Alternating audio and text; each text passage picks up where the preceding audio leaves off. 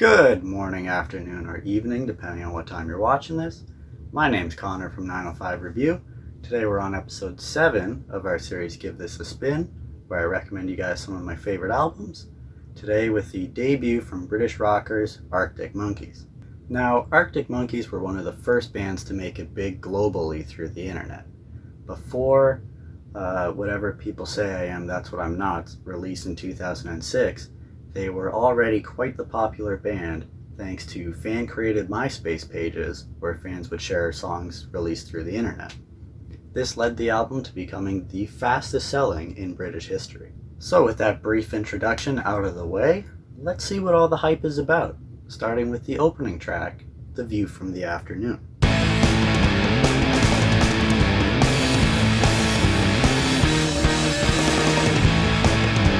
So The View from the Afternoon, a song about trying your luck with the girls in town. And to be frank, it's a great pick to open the album. As you can hear, it doesn't hesitate to come right at you right from the start. The neat left to right panning that they do continuously with the guitar at the bridge is a simple yet fantastic choice that comes off to great effect, I would say. Anticipation as a habit to set you up for disappointment in evening entertainment, but tonight there'll be some love. I also love the guitar riff and the funky bass line heard throughout this. It's such a rockin' song. That paired with Alex Turner's undefined vocals, he still has his young, thick Sheffield accent from when they were still just a local band, right? So it's very possible that if you only know Arctic Monkeys' current stuff, you might not even recognize this as being them. To elaborate on that, the album AM was my introduction to the band, and instead of having this big budget pop rock sound that they do from that point forward, this just sounds like something you'd hear a couple Rascals playing at your local bar, and frankly, I love it. It sounds great. And she won't be surprised that she won't be shocked when she's pressed the star after she's pressed so long, and there's verse and chapter set in her inbox. Now also in the song, around the 2-minute mark, they kind of fake you out. It sounds like they're done before they pick up right back into it.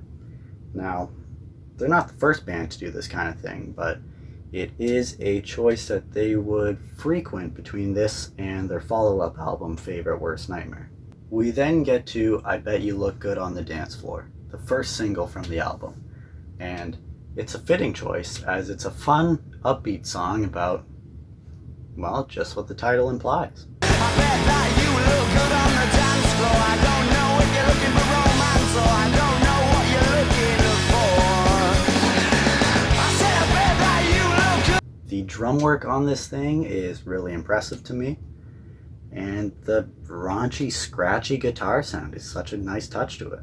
Up on this next track, Fake Tales of San Francisco, Alex Turner sings about the posers, or wankers as he calls them, who try to seem cool, try to come off like they've traveled the whole world, they're full of all these great experiences when he knows they're full of shit. And the glasses of white wine, and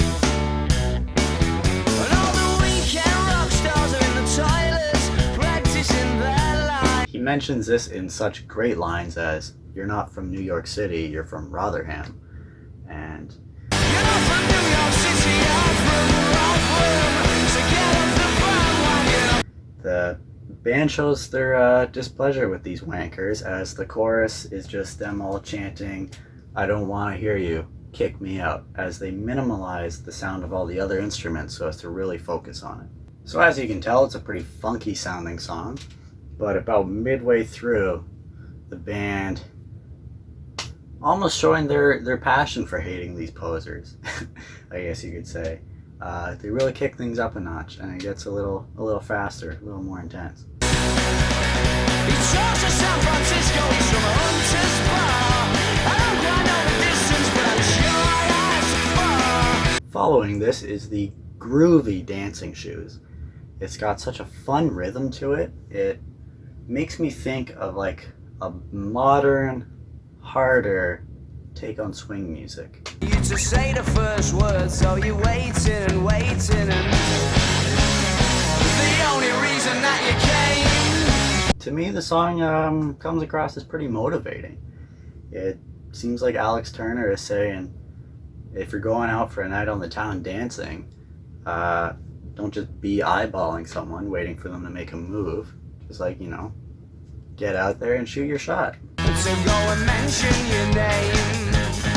Instead you'll just do the same as they all do and hope for the best. Now, we wouldn't really have an indie album on our hands if we didn't have a pretentiously long song title at some point, would we? That brings us to You Probably Couldn't See for the Lights, but You Were Staring Straight at Me.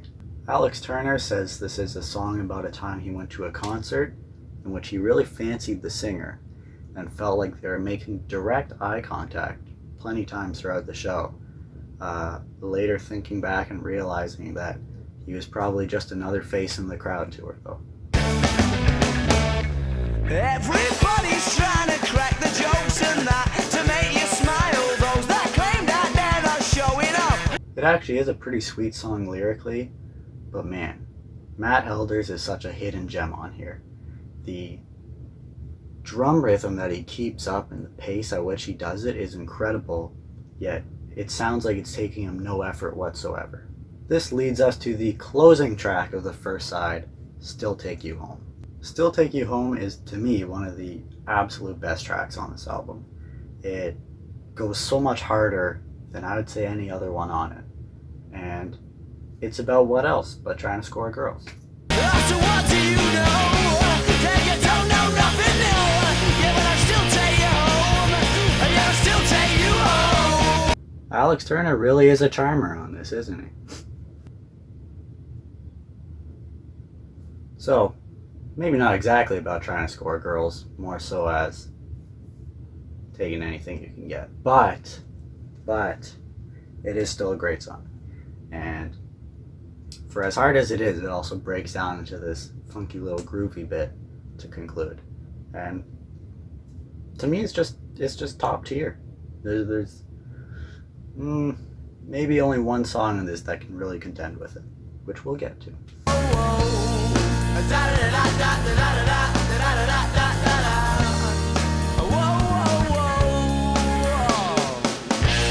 Starting off the second side of the album, we have the track Riot Van. It is the softest on the album. It's a little bit of a ballad, and it sticks out quite a bit. And for me, not in a very positive way. We didn't do that much wrong, still ran away though for the laugh, just for the laugh. A song about just being around with the boys, causing a ruckus, being just ne'er-do-wellers, sassing cops. It's all fine and dandy, but I feel like it would have been a lot better if they brought the same energy to it as they did on some of the previous tracks instead of being so soft with it. It just doesn't really work for me. Next we have Red Light Indicates Doors Are Secured. More general hoodlum nonsense from the boys. This time just trying to get out of paying a cab fare, of all things, but the fact that, like I said, they just bring a bit more energy to it, it really one-ups the previous track in my mind. And I didn't want to leave. I said it's agree made by a Hillsborough, please. One thing to note for sure, when I don't know if I said it already, when I got into Arctic Monkeys, it was when AM had just come out. So that being like a pop rock record and then going back to this, or it's more of a garage rock record, that threw me for a loop enough as it is. But the fact that they're so funky on it too, just something that stood out, really impressed me. And it's notable on a lot of songs, but this one as well. Another thing to note with this album is that all the songs are relatively short. Of the 13 tracks on it, only 5 of them are over 3 minutes long, and only 2 of those are over 4 minutes long. Most of these fit to the 2 to 3 minute range. Following this, we have the track Marty Bum. It's quite a bittersweet song about being in an argument with your significant other. You really feel for Alex with each and every lyric that he delivers on this. It's like he's trying to reflect on better times with his girl to distract himself from the conflict they're going through at the moment. Cause you turn over there and pull in that silent disappointment face, the one that I can't bear. Well, can't we just laugh and joke around? Now, honestly, my first couple listens through this album, this song didn't stand out to me much, but it's one that has definitely grown over time on me. It's another one to dance to, but also kind of sadly. As I said, each lyric is just so beautiful yet painful to hear. This is, I mean, this song's now one of my go-tos to listen to if my girlfriend and I are in an argument, though, because, like I said, it's bittersweet. If, as bad as things are, you know, you like to reflect on the better times, obviously, and know that this will pass, right? Like most things do. But yeah, just a very reflective song, sad song, bittersweet song. But it's nice. Later in the song, it gets pretty tense as the instruments go harder, and it's like you can feel Alex Turner's frustration with the current situation he's in building, and then everything just cools off as they both settle down and hopefully work things over. And you've got the face on, and yeah, I'm sorry I was late, but I missed the train and then the traffic was a state. And now for my other contender for best song on the album, another heavier one. Perhaps Vampires is a bit strong, but Cause all you people are vampires, and all your stories are stale. it's a song about sticking it to your haters, and it has an incredible chorus to it. Later on, there's a tense breakdown, and you just hear Alex belting from what feels like the back of the room, far away from the mic, as if they're trying to capture the sound of them at a show, and he's just screaming it into the crowd. It's such a brilliant point on the album, and it works to great effect, and it then leads the band into this jam, and you know what? I take it back. This is my number one song on the album. It is killer.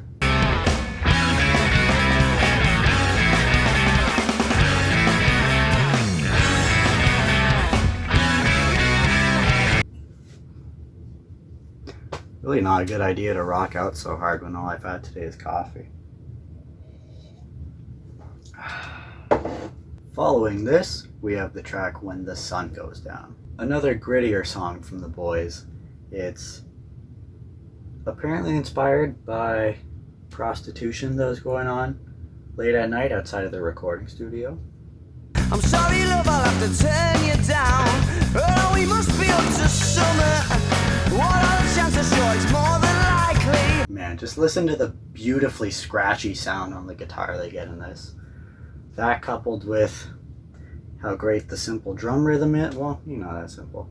How great the drumming is. The funky bass line that really stands out. Another thing to note is that they seem to be really good at having everything be kind of quiet and then going loud all in an instant, right? After this, we have From the Ritz to the Rubble, another song about the English nightlife. Starting off with the classic lines, last night these two bouncers, one of them's alright, the other one's scary. I don't know what it is, something about that line is always makes me chuckle. I enjoy it. The song is a take on how vastly different a city can become overnight.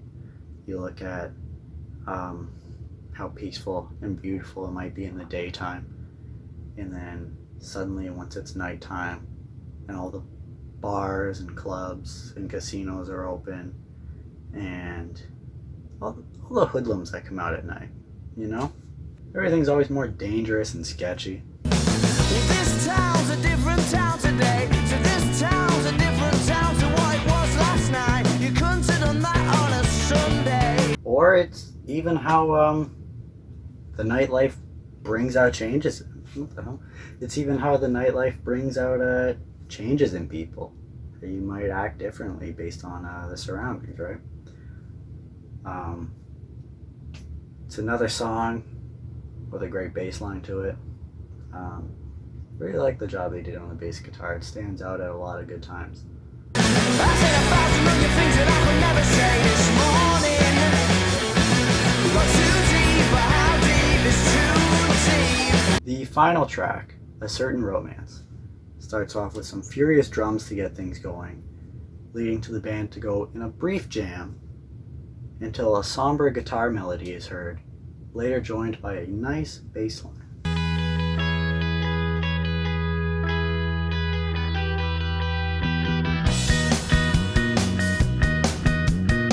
Another bittersweet song, seemingly about hating some of the blokes in your town, but in the end, they're still part of your town. They're still part of your own, you know? Because for some people, getting mad at your town is comparable to the same way you could get mad with your family. Sure, there could be arguments or things you dislike, but in the end, they're still your family, right?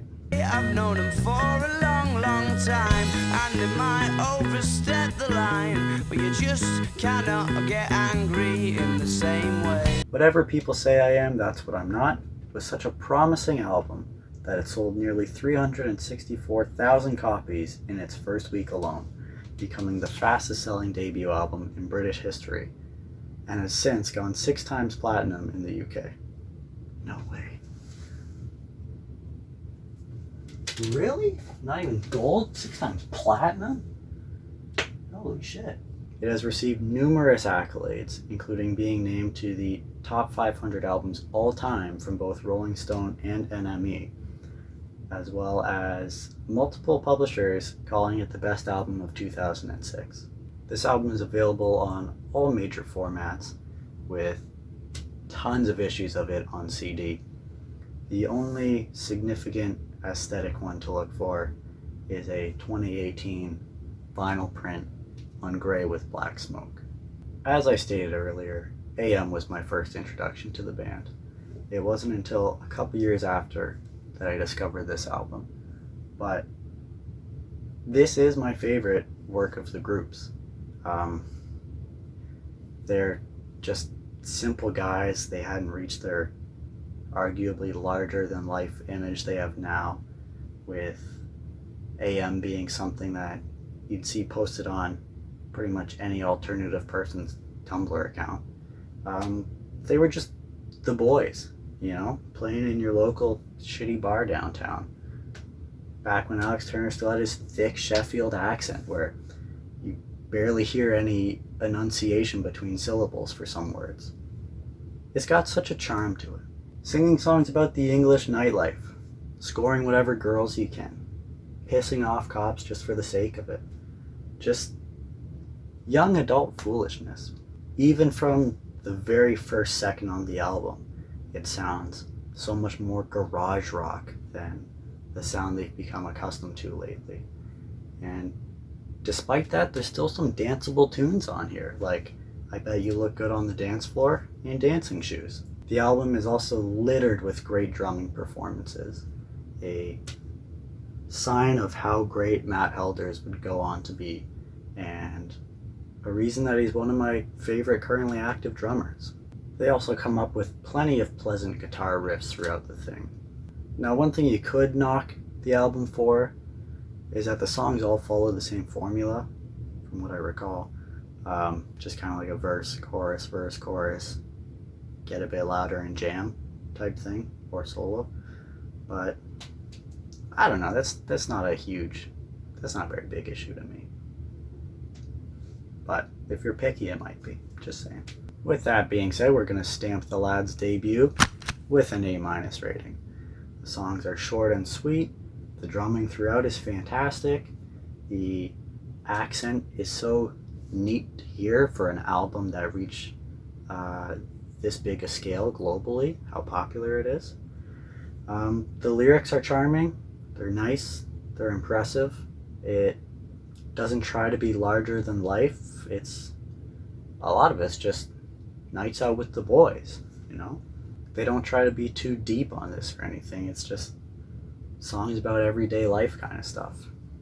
But with that being said, I want to thank you all so much for tuning in to this episode of Give This a Spin. You are a delight. But as always, before we go, let me know your thoughts on whatever people say I am. That's what I'm not. Did I rate it too high or did I rate it too low? Of course, feel free to let me know any other albums you might want to hear my thoughts on. We'll see you next time. Take it easy.